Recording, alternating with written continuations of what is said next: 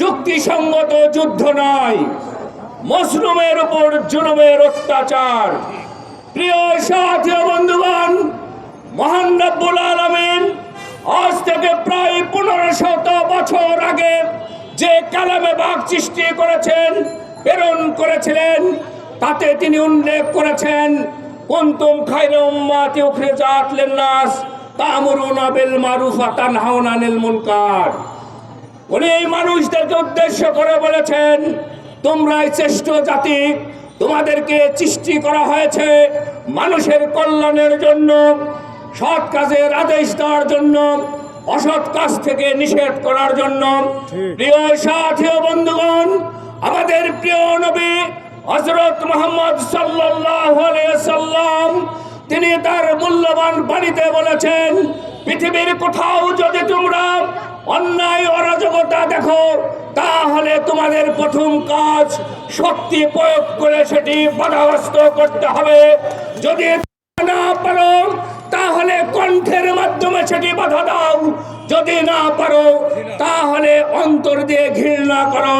প্রিয় সাথী বন্ধুগণ, আমরা হাজার মাইল দূরে থেকে আমাদের রক্তক্ষরণ হলেও আমরা সরাসরি যুদ্ধে অংশ নিতে পারছি না। বিবেকের তাড়নায়, রক্তের স্ফুলিঙ্গ থেকে আজকে দায়িত্বহীন ভাষায় প্রতিবাদ জানাই, ইসরায়েল ধ্বংস হোক, ইসরায়েল ধ্বংস হোক, ইসরায়েল ধ্বংস হোক, ফিলিস্তিনের বিজয় হোক, ফিলিস্তিনের মা বোনেরা মুক্তি পাক, ওই আবাল শিশু বৃদ্ধ বনিতারা নিরাপদে ঘরে থাকুক।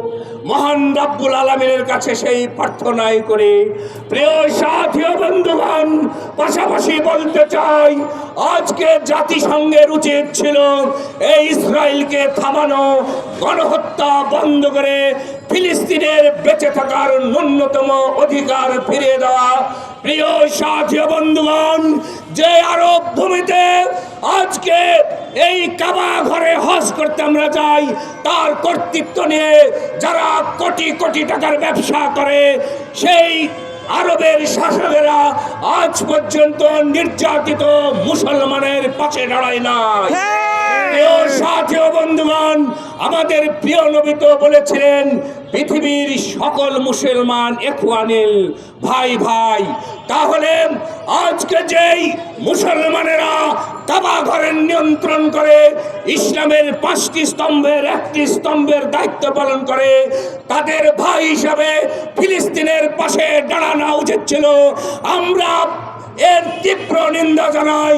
আমরা বলতে চাই, আমেরিকার চাইতে ওই আরবের যে সমস্ত রাষ্ট্ররা এখনো মুখ বন্ধ করে আছে, তারা ওই ইহুদিদের চাইতে খারাপ। আমরা আহ্বান জানাবো, এই যে বিশ্বের যতগুলি মুসলিম রাষ্ট্র রয়েছে, তোমরা অতি বিলম্বে এই ফিলিস্তিনের পাশে দাঁড়াও। তোমরা প্রয়োজনে ফিলিস্তিনিদের অস্ত্র দাও, অর্থ সাহায্য দাও। তারা যদি টিকতে না পারে, তোমরা সৈন্য পাঠাও। যদি তোমরা না পাঠাও, তাহলে ওই রোজ হাসরের মাঠে কাল কিয়ামতের দিনে তোমাদের দায়ী হতে হবে।